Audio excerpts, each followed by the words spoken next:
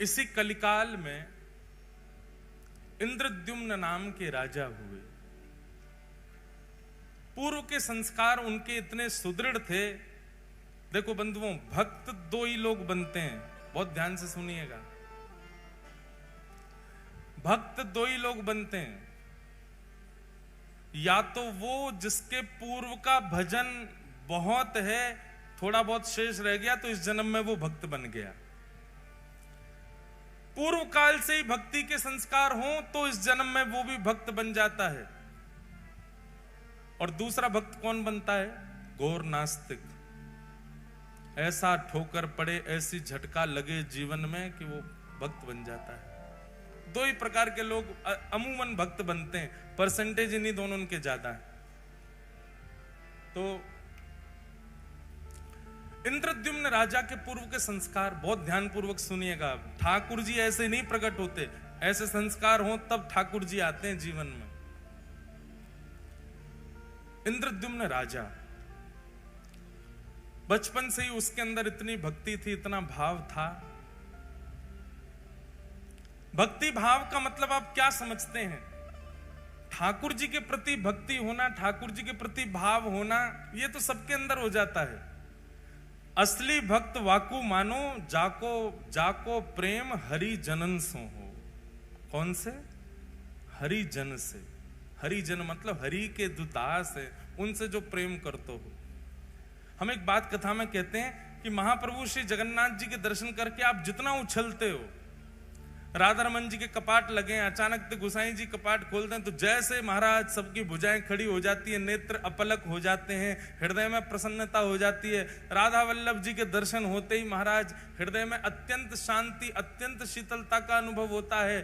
ठीक वैसा ही अनुभव किसी वैष्णव जन को देख करके होता हो तो मानो कि आप वैष्णव हो, तो मानो कि आप भक्त हो।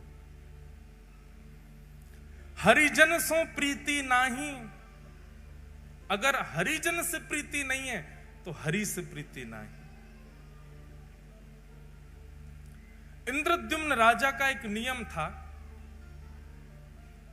कि आप अपने नगर में सेना खड़ी करके रखते थे चारों ओर। सब राजाओं की सेना खड़ी रहती है सुरक्षा में, लेकिन आपकी सेना का एक ही काम था। बहुत ध्यानपूर्वक सुनिएगा। क्या? नगर में आने वाले हर व्यक्ति से पूछना कि वो कहां से आया है, और नगर से जाने वाले व्यक्ति से पूछना वो कहां जा रहा है। यदि आने वाला व्यक्ति और जाने वाला व्यक्ति किसी तीर्थ या धाम का नाम ले दे, उसको पकड़ करके राजा के पास ले जाओ। आने वाला व्यक्ति अगर ये कह दे कि मैं बद्रीनाथ से आया हूं, तो जैसे किसी नगर में प्रवेश करते हैं तो वहां के सिपाही जन खड़े होकर के लाइन लगवाते हैं, बोले हाँ एक एक करके बताते जाओ अपना परिचय, कहां से आए हो। अगर वो कह दें कि हम फलाने नगर से आए हैं, फलाने गांव से आए, तो उनको जाने दिया जाता। कोई कहता हम वृंदावन से आए हैं, कोई कहता हम अयोध्या से आए हैं, बद्रीनाथ से, इधर खड़े होते जाओ सब। अब सब भक्तों को लगे भैया ये क्या होगा पता नहीं हमारे साथ। सब घबरा जाएं, भैया क्या करोगे? बोले कुछ नहीं, हमारे राजा से आपको मिलना पड़ेगा। बोले हम पे कर नहीं है कुछ देने को। बोले कुछ देना करना नहीं है, हमारे राजा बस मिलना चाहते हैं। और जितने वैष्णव इकट्ठे होते तीर्थ से आने वाले, सबको लेकर के इंद्रद्युम्न की सभा में जाया जाता। इंद्रद्युम्न को बताया जाता ये वृंदावन से, ये काशी से, ये वहां से, वहां सब तीर्थों के नाम। इंद्रद्युम्न अपनी सभा पूरी करके सबको एक कमरे में बिठाता और सामने बैठ करके एक एक करके उनको बुलाता। बोले आप उस स्थान का वर्णन कीजिए, वृंदावन कैसा है। और नेत्र बंद करके इंद्रद्युम्न केवल उसका अनुभव करता था। वहां की नदी कैसी है, वहां के लोग कैसे हैं, वहां की वृक्ष वल्लरियां कैसी हैं, वहां का तापमान कैसा रहता है, वहां ठाकुर जी की सेवा कैसी होती, प्रसाद कैसा लगता है, सारी बातें इंद्रद्युम्न बैठ करके सुनता था। एक अद्भुत भक्ति का प्रकार था इंद्रद्युम्न का।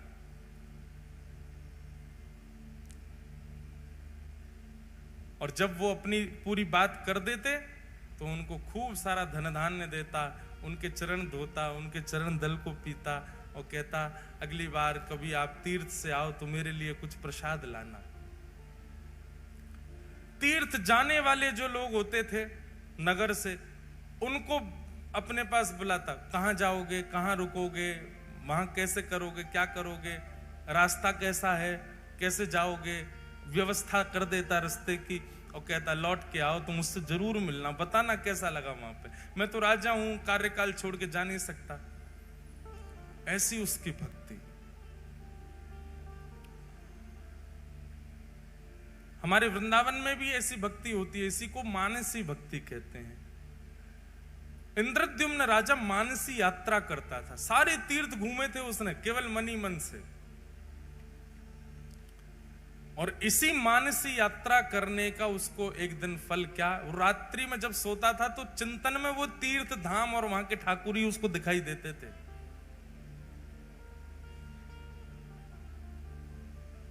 एक दिन ऐसे ही पूछते पूछते पूछते वैष्णवों से, उनके संग बैठ के सत्संग करते करते रात्रि में इंद्रद्युम्न सोए, और जैसे ही सोया स्वप्न में उसको एक पर्वत दिखाई दिया।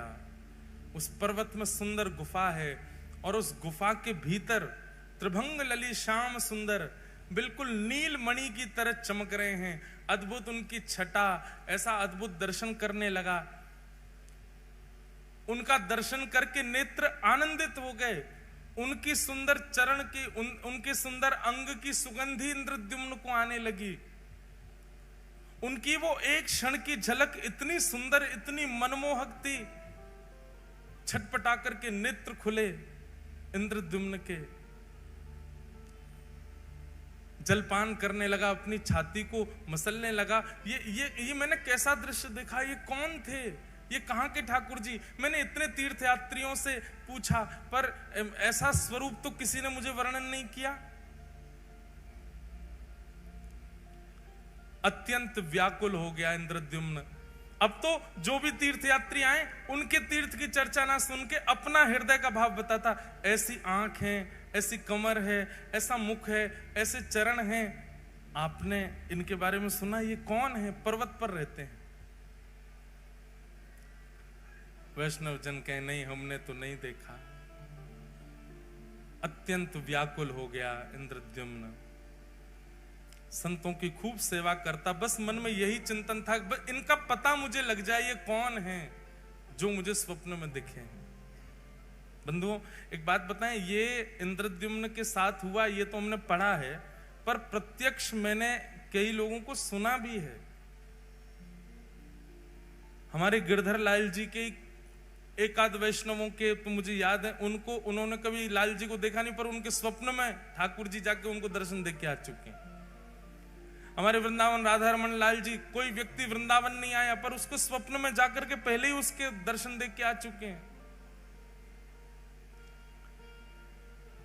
ऐसे ठाकुर जी ने दर्शन दिया इंद्रद्युम्न को। एक दिन रात्रि में सोया, अत्यंत विकल व्याकुल, रोज चिंतन करता ठाकुर जी का। तभी उसके स्वप्न में पुनः वह ठाकुर जी प्रकट हुए, और प्रकट होकर के उन्होंने अपना नाम बताया। हे इंद्रद्युम्न, मैं नील माधव हूं, मैं तुम्हारी भक्ति से बहुत प्रसन्न हूं और तुम पर अनुग्रह करना चाहता हूं। नीलाचल पर्वत पर मेरा निवास है। कुछ आदिवासियों से ही मैं अपनी सेवा कराता हूं, इससे ज्यादा संकेत मैं नहीं दे सकता। तुम स्वयं खोज करके मेरे इस अनुग्रह को स्वीकार करो। इंद्रद्युम्न अत्यंत प्रसन्न हो गया। थोड़े थोड़े संकेत उसको मिल गए थे। इंद्रद्युम्न ने अपने भाई, जिनका नाम था विद्यापति, बहुत ध्यानपूर्वक सुनो, विद्यापति को कहा कि लीलाचल पर्वत है, वहां पर आदिवासी सेवा करते हैं, नीलमाधव भगवान वहां पर विराज रहे हैं, तुम जाकर के उनकी सुध लेकर के आओ, वो ठाकुर जी मुझ पर कृपा करना चाहते हैं। तब विद्यापति नीलाचल पर्वत के पास गए, और वहां जाकर के उन्होंने देखा तो सब कोल भील हैं, सब वन के लोग हैं, आदिवासी हैं, और वो सब वहां पर रहते हैं, रह करके कैसे सेवा करते हैं, क्या करते हैं, वो सब का थोड़ा थोड़ा अनुभव करने लगा। तभी एक दिन एक कन्या पर उसकी दृष्टि गई, अत्यंत भोली सीधी कन्या, उसका नाम था ललिता। उन्हीं आदिवासियों के सरदार की वो बेटी थी। विद्यापति ने कहा, यदि मैं इसको अपना मित्र बना लूं या इससे कोई संबंध रखूं तो मुझे नील माधव भगवान जल्दी मिलेंगे। एक दिन वंचर जीवों के बीच में जबरदस्ती स्वयं को उसने डाल दिया। वंचर जीव उसको कहीं से खा गए, कहीं से काट गए, कहीं पर अपने नाखून मार गए, और पूरे रक्त में रंगित अपने तन को लेकर के वन में पड़ा पड़ा विद्यापति रो रहा था। तभी वो जो आदिवासी थे, उनकी पुत्री ललिता वहीं से जल भर के जा रही थी। भगवान देखो कितने पापड़ बेलने पड़ते हैं तब आते हैं ठाकुर जी। हम जामे और वहां पे भी जाके दुकानदार को पैसा देके ठाकुर जी उठा लाते हैं, और उसमें भी मोल भाव करते हैं, कम कर, इतने महंगे ठाकुर जी। ठाकुर जी को भी गोद में आके क्यों लगती होगी, अरे ये पैसा तो को कम लग रहे हैं, पूरा ब्रह्मांड लुटा देगी तो ना खरीद पावेगी मुए, या तो मोल भाव और कर रही है। हमने अभी एक कथा जलंधर में एक बात कही कि भैया, किसी व्यक्ति ने मुझसे प्रश्न किया कि महाराज जी, हम ठाकुर जी वृंदावन से लेकर के आते हैं या कोई भी लेता है, उसका पैसा देते हैं, तो मन में ये बात बनी रहती है कि हमने ठाकुर जी खरीदे हैं। हमको पैसे देने से मना नहीं है, हम देना चाहते हैं, पर यह भावना चित्त से जानी चाहिए कि हमने ठाकुर जी खरीदे हैं, उसका क्या करें। हमारे मन में जो आया वो बताया मैंने कि सुनो, आप उसको ये मत समझो कि आप धन दे करके खरीद के लाए हो। आप ये सोचो, ये ठाकुर जी जादना पधारे, जादना रूप बनो, वही दना इनने मुकु चुन लियो। अब ये प्रतीक्षा कर रहे हिसार की वो माता जी कब आएंगी या हिसार के वो भैया कब आएंगे, उनके संग में जाऊंगा। अब आप गए 1 साल 2 साल बाद, ठाकुर जी के बनने के बाद, ठाकुर जी के प्रकट होने के बाद, तो 2 साल तक ठाकुर जी जिसके घर पर रहे, उसके यहां से जब अपने ठाकुर जी ले जा रहे हो, तो 2 साल वाने आपके ठाकुर जी की रक्षा करी, ठाकुर जी को विराजमान कियो, ठाकुर जी को श्रृंगार दियो, या भाव से वाकू बधाई दे करके आओ कि भैया हम तुमको बधाई दे रहे हैं, तुमने हमारे हृदय के ठाकुर जी अपने पास रखे। और सुनो, वो जितनो बतावे वहां में कछु बढ़ा के दे के आओ, बधाई दे के आओ। और जब जब वृंदावन जाओ, हम अपने लाल जी, जिन्होंने हमको लाल जी प्रदान किए, वैष्णव हैं, नाथ द्वार के, ठाकुर जी का स्वरूप ही बनाते हैं वो। उनको हमने मामा जी का संबंध बना रखा उनसे। जब भी जाएंगे नाथ द्वारा उनके यहाँ जरूर जाएंगे, उनको कुछ कुछ भेंट दे के आएंगे, कुछ करके आएंगे, बधाई दे के आएंगे। अभी नाथ द्वारा में उत्सव है तो उनको भी बुलाएंगे, सम्मान करेंगे, भैया हमारे लाल जी के मामा जी हैं।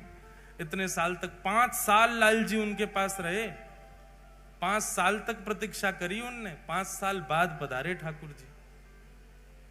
हमारी प्रथम कथा जो द्वारिका में हुई, उस कथा के प्रथम दिन से श्री ठाकुर जी का प्राकट्य होना प्रारंभ हुआ था, और 8वें दिन जिस दिन कथा विश्राम हुई, 8 दिन में ठाकुर जी का स्वरूप प्रकट हो गया था। उन्होंने तब से सोच लिया, तो जिनकी कथा सुन के ये बने हैं, ये उन्हीं के पास ही जाएंगे। 5 साल ठाकुर जी ने प्रतीक्षा की, उसके बाद ठाकुर जी पधारे लाल जी।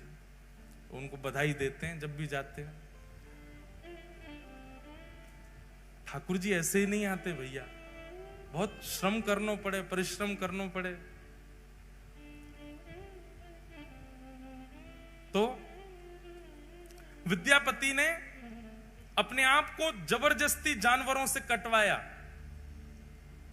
और उस मार्ग पर गिर गया जहां से ललिता रोज जल भर के लाती थी। उसने जब देखा कि ये घायल पड़ा है, तुरंत उसको उठा करके अपने घर ले गए। सब लोग इधर देखो, बहुत ध्यान से कथा सुनो। श्री जगन्नाथ प्रभु कैसे पधारे, कैसे प्रकट भये, उसकी पूरी लीला है।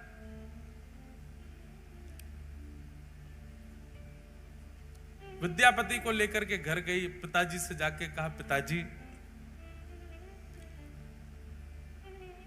ये घायल व्यक्ति है, मैं इसको ले आई हूं, आप इसकी चिकित्सा करो। ललिता के पिताजी का नाम था विश्ववसु। आज भी श्री जगन्नाथ जी की रथ यात्रा में विशेष सेवा उसी वंश की है।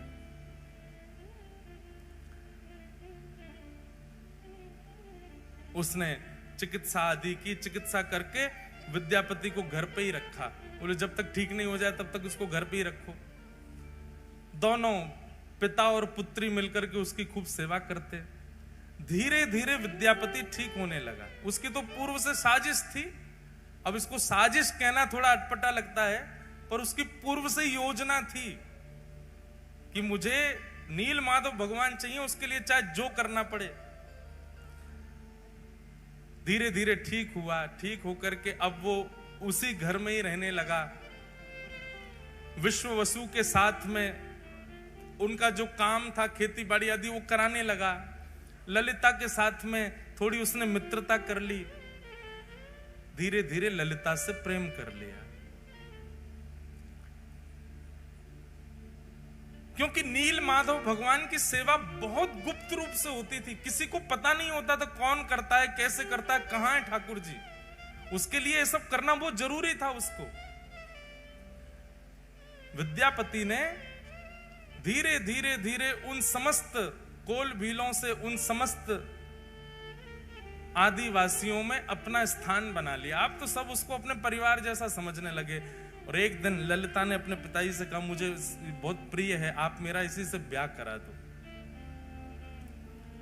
विद्यापति से पूछा, तुम ब्याह करोगे हमारी पुत्री से? बोले कि मेरा तो परिवार ही नहीं है, मैं तो आपका हूं, आप करा दो ब्याह।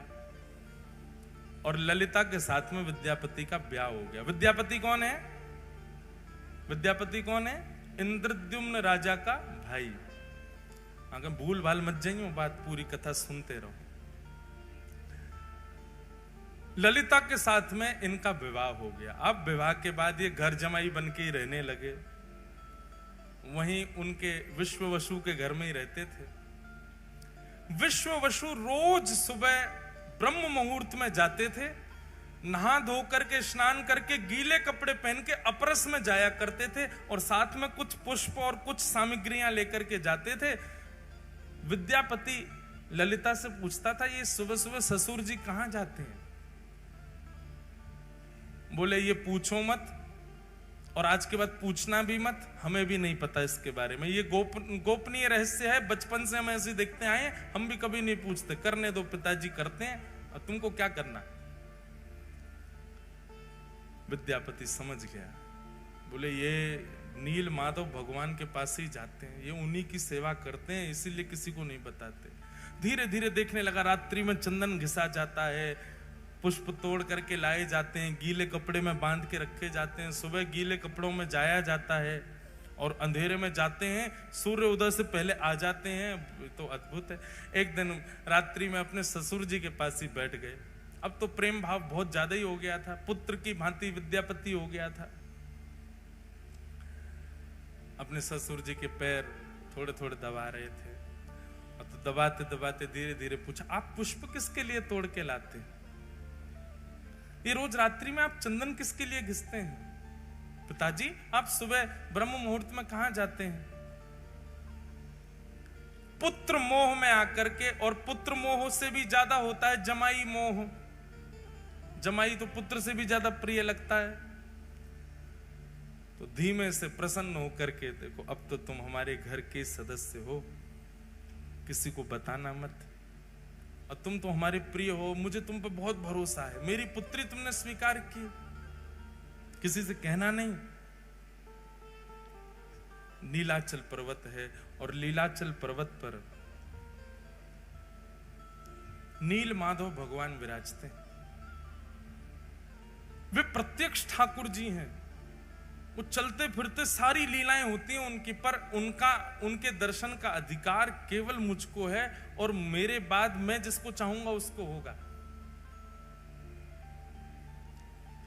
विद्यापति ने कहा तो आपके तो कोई पुत्र है नहीं, तो दर्शन आपके बाद किसको होगा फिर? आप क्यों ना ये सेवा मुझे भी दे दो। पहले तो विश्ववसु ने मना किया, नहीं नहीं नहीं, मैं नील माधव भगवान से पूछूंगा, वो जैसी आज्ञा करेंगे वही होगा, ऐसे में तुमको लेके नहीं जा सकता। लेकिन रोज रोज यही बात करने से एक दिन विश्ववसु ने मन में सोचा कि ठीक है, तुम्हारी इतनी इच्छा है, मैं तुमको ले तो चलूंगा, लेकिन याद रहे आंख पे पट्टी बांध के मेरे साथ चलना पड़ेगा ताकि तुम मार्ग ना देख पाओ। कहीं तुम योग्य नहीं हुए, नील माधव भगवान को तुम प्रिय नहीं लगे, और कहीं तुम बिना उनकी अप्रियता के वहां पहुंच गए तो ठाकुर जी का अंतर ध्यान ना हो जाए। इसलिए दर्शन कराऊंगा, लेकिन प्रतीक्षा करना, ठाकुर जी को जब तुम प्रिय लगोगे तभी उनकी सेवा में जा सकोगे। और अगले ही दिन आंखों पर पट्टी बांधी विद्यापति के, और उसके ससुर जी विश्ववसु उनको लेकर के जा रहे। लेकिन विद्यापति तो इसी बहाने, इसी चतुराई से आया था कि उसको नील माधव भगवान चाहिए। उसने रात्रि में ही एक पोटली में खूब सारी राई भर ली। राई समझते हैं, सरसों के दाने, वो भर लिए और भर करके उसमें एक सुई का छेद करके उसको अपनी कमर पर बांध लिया। और कमर पर बांध के दूसरे दिन पिताजी ने रुई लगाई, रुई के ऊपर पट्टी बांधी, पट्टी बांध के हाथ पकड़ करके ले गए। वो नीचे से उसने पोटली थोड़ी सी दबाई, उसमें से राई निकलने लगे। चला गया पर्वत के ऊपर, दुर्गम मार्ग पार करके नीलाचल पर्वत पर गुफा में पहुंचे। और गुफा में जाकर के नील माधव भगवान की सेवा आदि करने के बाद कहा कि अब मैं तुम्हारी पट्टी खोलूंगा, एक क्षण देखना, दर्शन करके फिर पट्टी बांध लेना। और जैसे ही उसकी पट्टी खुली, सामने नील वर्ण के श्री नील माधव भगवान मंद मंद मुस्कुरा रहे हैं, कटाक्ष कमल नेत्र हैं, सुंदर ठाकुर जी का वपु दिखने लगा। दर्शन हो गए। दर्शन करते तुरंत पट्टी बांधी, बोले चलो अब वापस यहां से,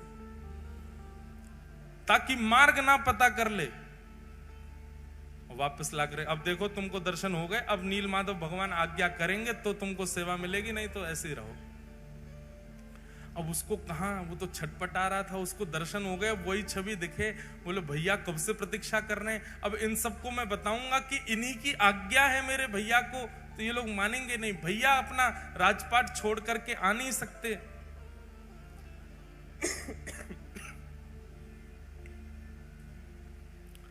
विद्यापति ने कुछ दिन प्रतीक्षा की। कुछ दिन प्रतीक्षा के बाद एक दिन सुबह सुबह उठ करके उसने मन में विचार किया कि अब सरसों पौधे बन गए होंगे, और उसी मार्ग के पीछे पीछे जाके मैं देखूं कैसे है नील माधव। सुबह उठ करके जैसे ही तैयार हुआ, पत्नी उठ गई। पत्नी ललिता पूछने लगी, कहां जा रहे हो? बोले देवी पुष्प लेने जा रहा हूं, ठाकुर जी की सेवा करूंगा, तुम्हारे लिए गजरा बनाऊंगा। ऐसा कहकर के चला गया। ललिता बोली, आज तक तो कभी लाए नहीं गजरा, आज तक तो कभी सेवा के लिए पुष्प लाए नहीं, आज अचानक। अब वो तो सरसों के पौधे देखते देखते देखते मार्ग उसने पता कर लिया, तो उसी के पीछे पीछे ललिता उसके पीछे पीछे चल दी। और वो छुप छुप करके देखती हुई जा रही है, जा कहां रहा है। तभी वो नीलाचल पर्वत के ऊपर चढ़ने लगा, पीछे पीछे ललिता भी चली गई। जैसे ही गुफा में पहुंचे, नील माधव भगवान खड़े हैं सामने। इसको तो दर्शन का अधिकार था, ठाकुर जी तैयार ही थे इसके साथ जाने को। तो बस ये जैसे ही ठाकुर जी का स्पर्श करने वाला था, इतने में ही ललिता पीछे से आ गई, अनधिकारी सामने आ गया। और अनधिकारी के आते नील माधव भगवान वहां से अंतर ध्यान हो गए। और जैसे नील माधव भगवान अंतर ध्यान हुए, रोने लगा। बोले मैंने कितना सब बनाया था ठाकुर जी को ले जाने के लिए, आदि आदि सब बातें हुई। ललिता ने जाकर नीचे पूरे आदिवासियों में बात फैल गई, सब विश्ववसु को पकड़ करके बंदी बना लिए। उसको छल कपट किया तुमने हमारे साथ, आदि आदि। हमारे ठाकुर जी अंतर ध्यान हो गए, हमारे साथ जो किया सो किया, ठाकुर जी चले गए हमारे। हम तुझे दंड देंगे। बोले कि मुझे दंड दीजिएगा, लेकिन मुझसे पहले आप एक बार राजा इंद्र करके व्यवस्थित करवाना और सुंदर किसी कारीगर से मेरा विग्रह स्वरूप बनवाना। कारीगर वो ही बनाएगा जैसा रूप मैं चाहता हूं प्रकट करना, इसलिए उसको कुछ बताने की आवश्यकता नहीं। बस कारीगरों से कहना कि वे अपनी कला से बनाना शुरू करें, क्योंकि मेरे रूप को वही बना पाएगा जिसको मैंने चुना होगा। इसलिए तुम केवल समुद्र के तट पर जाकर के तीनों काष्ठों को इकट्ठा करो। तब जो तिथि समय भगवान ने बताया था उसी तिथि समय पर गए, जाकर के देखा तो 3 काष्ठ बहते हुए, 3 दारू, दारू मतलब लकड़ी, बहती हुई समुद्र में से आई। और उन तीनों को इंद्रद्युम्न राजा ने अपने पूरी सेना से उठवाने का प्रयास किया, पर कोई हिला नहीं पाया। उठाना तो बहुत दूर की बात। तब नील माधव भगवान की, जिन्होंने अनन्य सेवा, अनंत सेवा की, विश्व वसु को ही पुनः बुलाया गया और उन्होंने आकर के चंद लोगों ने उठाया तो वो दारू ब्रह्म अपने आप उठ गए और ले जाकर के उनको गुंडीचा की रानी के महल में रखवाया। इंद्रद्युम्न राजा ने दुनिया के श्रेष्ठ से श्रेष्ठ कारीगरों को बुलाया। ये लकड़ियां हैं 3 और आपको इनसे स्वरूप, कैसा स्वरूप बना, बोलो जैसा तुम्हारा मन करे वैसा बनाओ।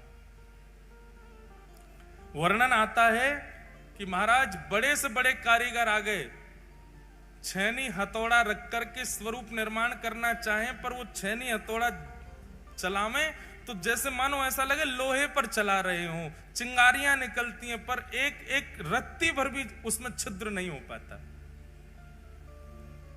बड़े बड़े कारीगर अपने छेनी हथौड़ा टूटे हुए राजा इंद्रद्युम्न के सामने रख देते, क्षमा करो भगवान हम नहीं बना पा रहे। फिर कोई बंगाल से आता, बोले हम करके दिखाएंगे, वो भी नहीं बना पाते। फिर कोई कहीं से आता, वो भी नहीं बना पाते। तब भगवान ने आज्ञा की, त्रिलोकी के सबसे बड़े चित्रकारी में, कार्य कलाकारी में माहिर श्री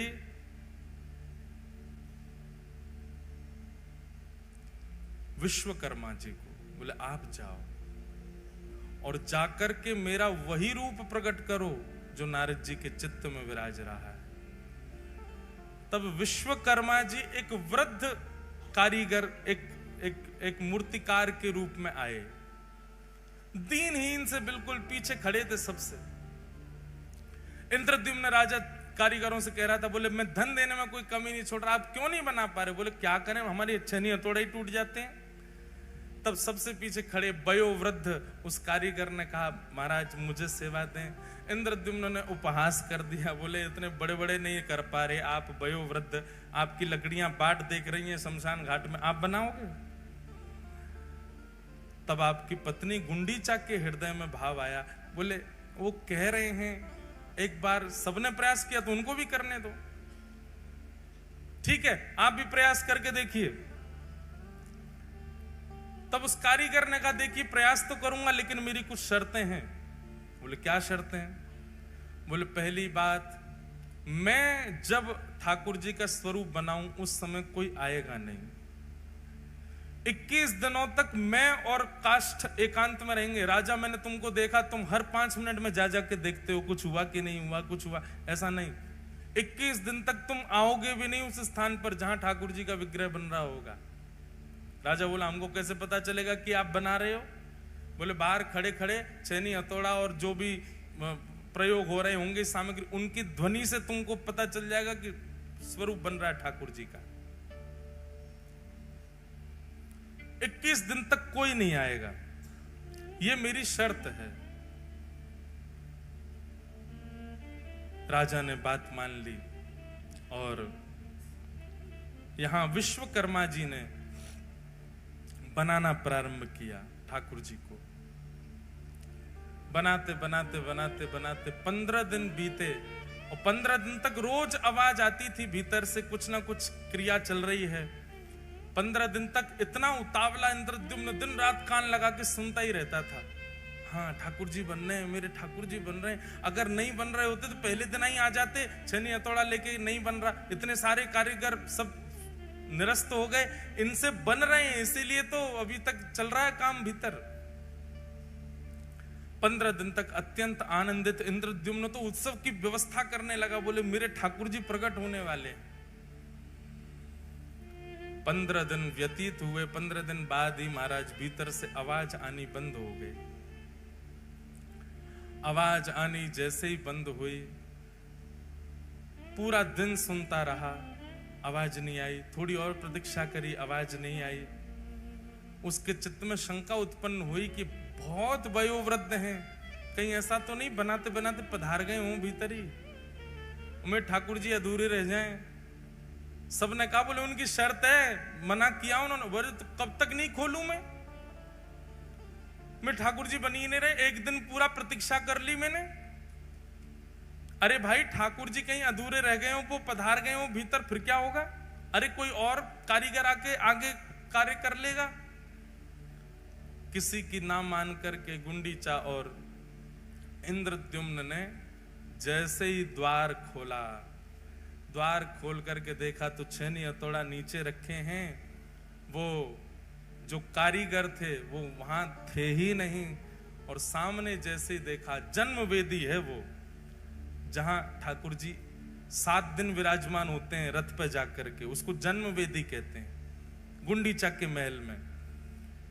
उस जन्म वेदी के ऊपर जैसे ही देखा है, तभी क्या पाया, 3 विग्रह ही 3 रूपों में विराजमान हैं।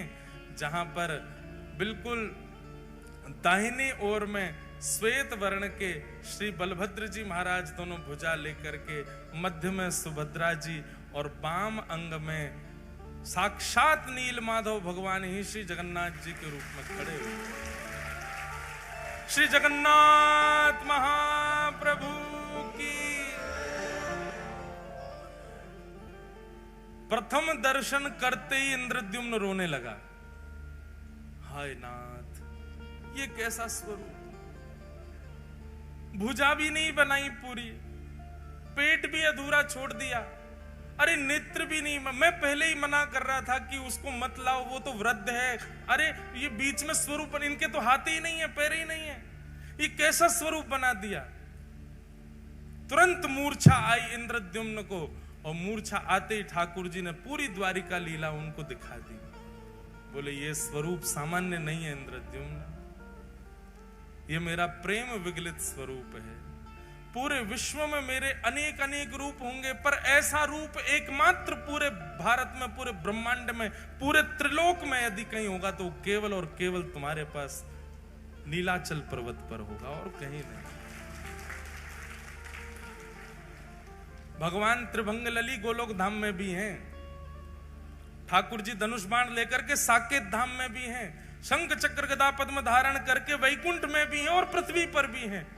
पर श्री जगन्नाथ तो केवल और केवल पृथ्वी पर हैं और कहीं भी नहीं, केवल इस भूमि पर। महाप्रभु जी ने आज्ञा की, ये मेरा स्वरूप है और ये स्वरूप मेरा प्रेम के कारण प्रकट हुआ है। इंद्रद्युम्न,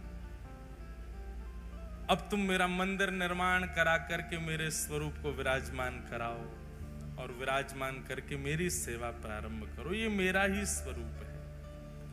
तब इंद्रद्युम्न के हृदय में जो दोष उत्पन्न हो रहा था, जो भाव उत्पन्न हो रहा था, ये कैसा स्वरूप, वो भाव, वो दोष, वो दूर हो गया। पूरे जगन्नाथपुरी में, पूरे लीलाचल पर्वत पर महाराज श्री क्षेत्र में उत्सव मनने लगा। इंद्रद्युम्न ने भव्य मंदिर का निर्माण कराया और भव्य मंदिर में जाकर के महाप्रभु श्री जगन्नाथ विराजमान हुए। बोलो जगन्नाथ भगवान की जय। महाप्रभु श्री जगन्नाथ विराजमान हुए। और कल फिर मैंने इसके आगे की कथा सुनाई थी। इंद्रद्युम्न राजा ने अपनी राज पदवी का त्याग कर दिया और राज पदवी का त्याग करने के बाद अपना संपूर्ण जो खजाना उसका था, वो सब भगवान की सेवा में अर्पित कर दिया। गुंडीचा,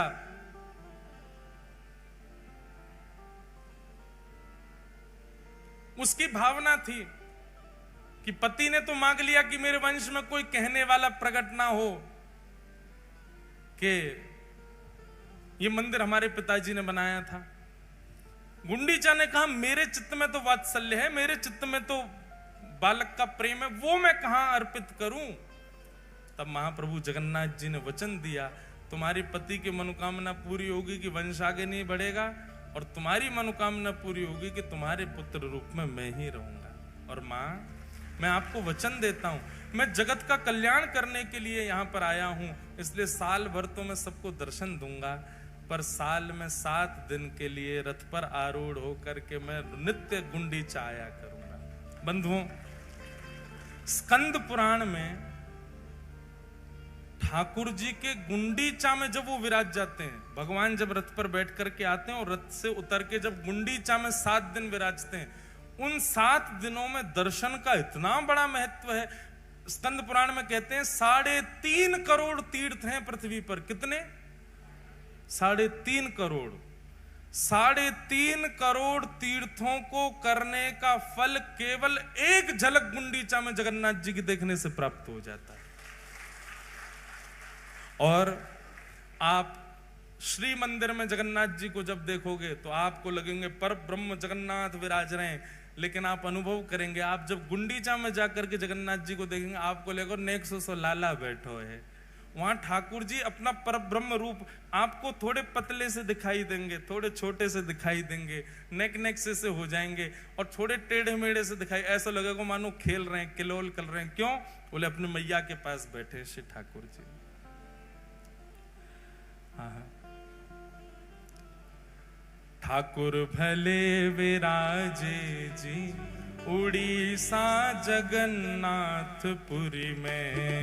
ठाकुर भले विराजे जी उड़ीसा जगन्नाथपुरी। ठाकुर भले विराजे जी उड़ीसा जगन्नाथपुरी में। ठाकुर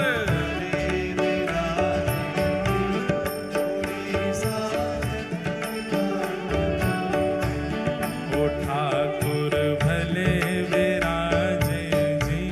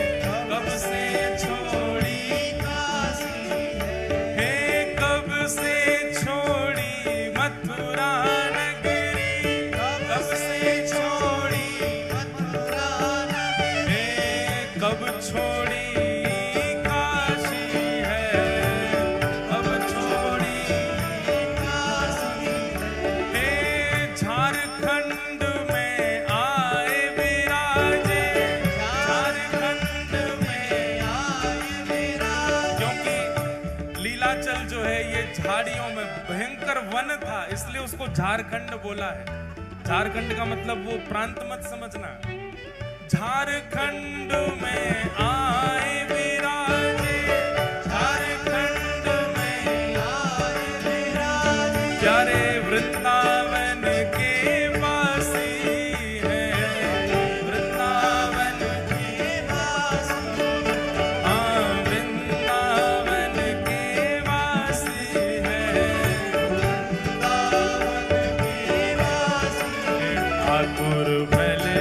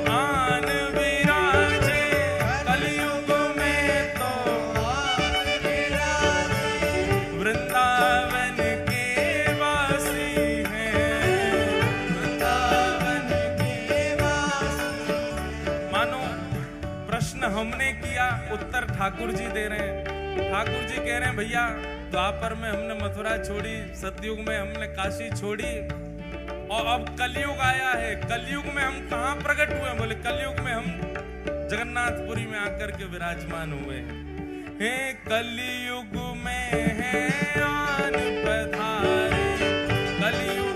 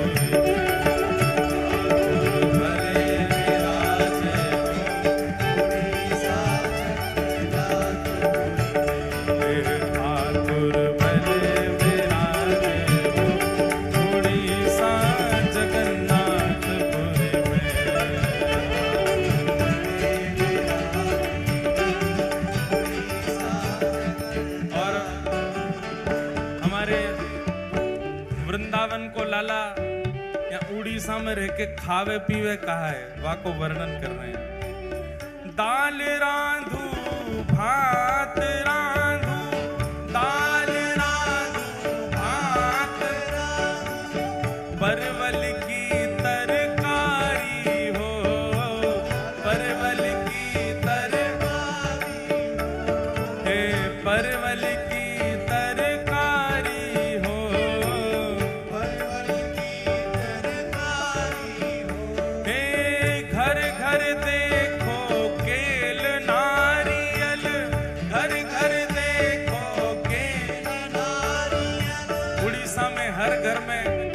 नारियल के वृक्ष लगे हैं, केला लगे हैं, कदली फल लगे हैं।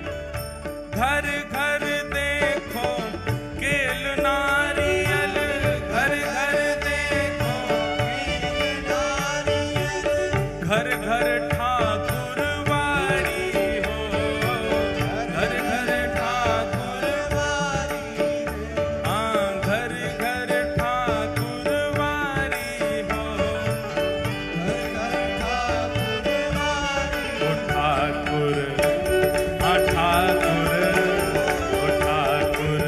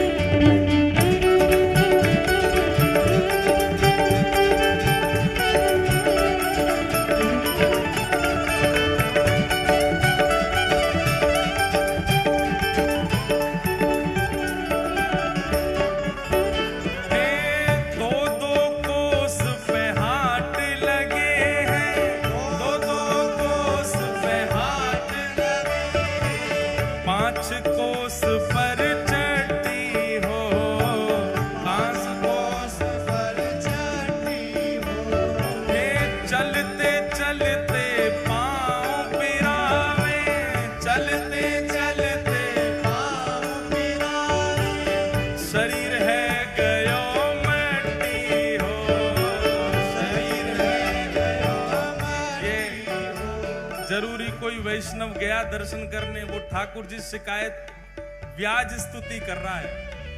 बोले कैसा हो भैया? बोले 2-2 कोस तक तो घर ही नहीं है, जंगल ही जंगल है पूरा, और 5 कोस पे चट्टी हो, कहीं भोजन पानी करना हो तो 5 कोस चलो।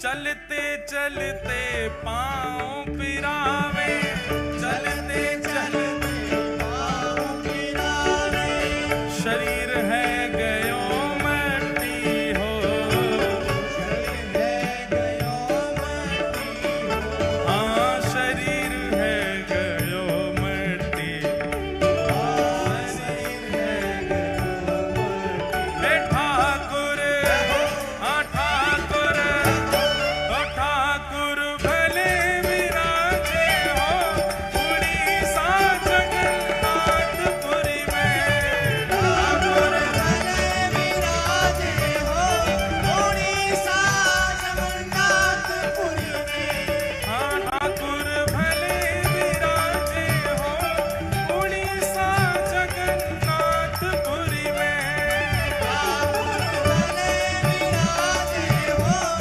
उड़ीसा जगन्नाथपुरी में। नाथ नाथ नाथ भजो नाथ जगन्नाथ, नाथ नाथ नाथ भजो नाथ जगन्नाथ, हे दीनों के नाथ भजो नाथ जगन्नाथ, दीनों के नाथ भजो नाथ जगन्नाथ, हे नित्य गौर राधे श्याम, हरे कृष्ण हरे राम, नित्य गौर राधे श्याम, हरे कृष्ण हरे राम, हे नित्य गौर राधे श्याम, हरे कृष्ण हरे राम, नित्य गौर राधे श्याम, हरे कृष्ण हरे राम, हे नित्य गौर राधे श्याम, हरे कृष्ण हरे राम, नित्य गौर राधे श्याम, हरे कृष्ण हरे राम, नित्य गौर राधे श्याम, हरे कृष्ण। ठाकुर भले विराजे हो उड़ीसा जगन्नाथपुरी में, ठाकुर भले विराजे हो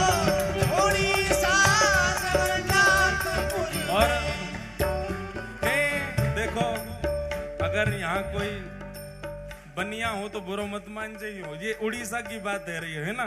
कहा चट्टी चट्टी बनिया लूटे, चट्टी चट्टी बनिया लूटे, और लूटे फिरंगी हो, और लूटे फिरंगी हो, और सिंह दरवाजे पंडा लूटे, सिंह दरवाजे पंडा लूटे। जो लोग जगन्नाथपुरी गए होंगे, वहां के पंडान पे 2 छड़ी लगी रहे हाथ में, उसको बजाते रहेंगे चट चट, इधर आओ इधर आओ इधर आओ, यहाँ पे आओ, कितना 500 दे दियो, 500 नहीं 1000 निकाल के दो, महाप्रभु जगन्नाथ कृपा करेंगे। सबके संग होता है ऐसा। सिंह द्वार पे पंडा लूटे, सिंह द्वार पे पंडा लूटे, यात्री भय उदासी हो, यात्री भय उदासी हो, हाँ यात्री भय उदासी हो, यात्री भय उदासी। हे ठाकुर हाँ ठाकुर, हे ठाकुर भले विराजे हो उड़ीसा जगन्नाथपुरी में, ठाकुर भले विराजे हो उड़ीसा जगन्नाथपुरी में, हे ठाकुर भले विराजे हो उड़ीसा जगन्नाथपुरी में, ठाकुर भले विराजे हो उड़ीसा जगन्नाथ। भुजा उठा के गाओ, नाथ नाथ नाथ भजो नाथ जगन्नाथ, नाथ नाथ नाथ भजो नाथ जगन्नाथ, हे दीनों के नाथ भजो नाथ जगन्नाथ, दीनों के नाथ भजो नाथ जगन्नाथ, हे नाथ नाथ नाथ भजो नाथ जगन्नाथ, नाथ नाथ नाथ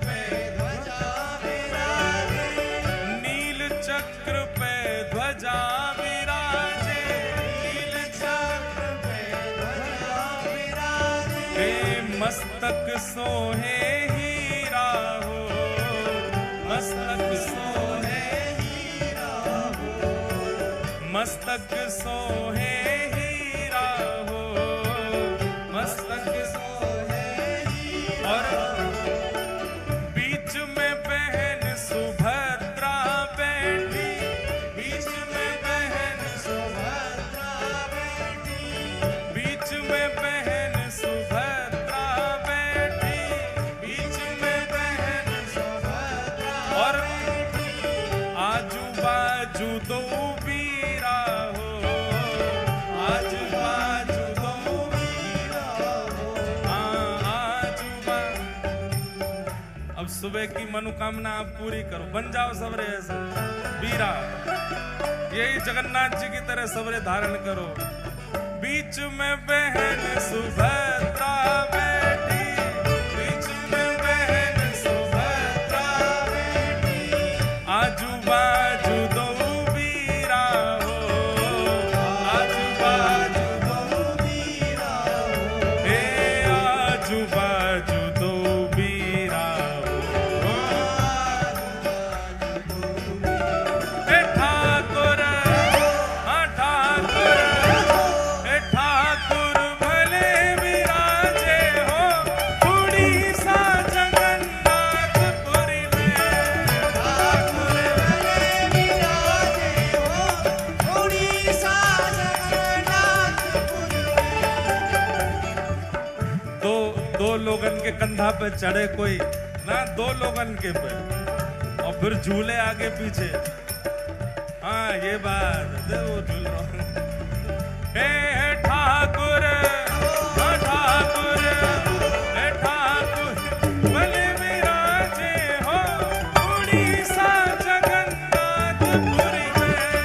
ठाकुर भले विराजे हो, उड़ीसा जगन्नाथपुरी में।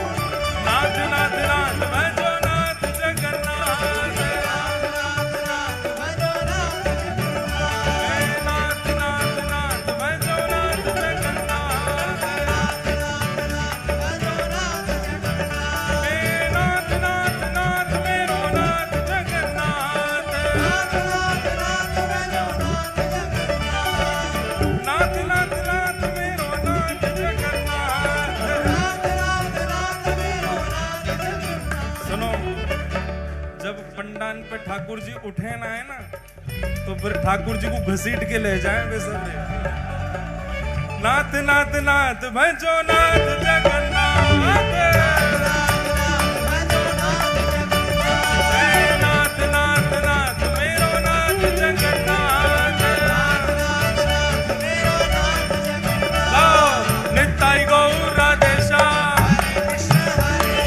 नित्ताई गौर राधेशा, जपो नित्ताई गौर राधेशा, जपो नित्ताई गौर राधेशा, नित्ताई गौर राधेशा, जपो नित्ताई गौर राधेशा,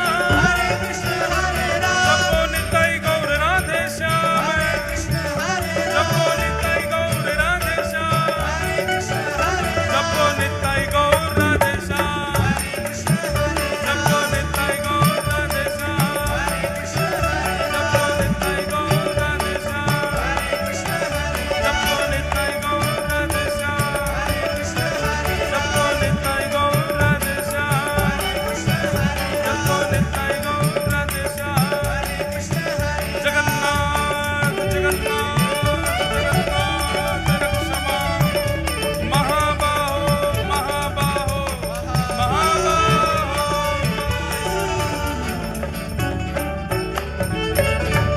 श्री जगन्नाथ महाप्रभु की। सब लोग बैठो बैठो, जहां खड़े हो वहीं बैठ जाओ। महाप्रभु जगन्नाथ जी विराजमान भये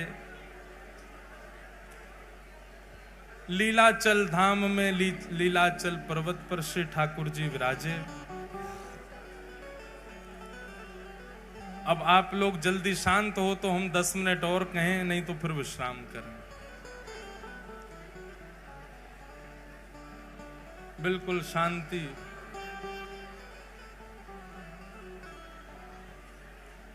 लीलाचल पर्वत पर महाप्रभु श्री जगन्नाथ जी विराजमान हुए।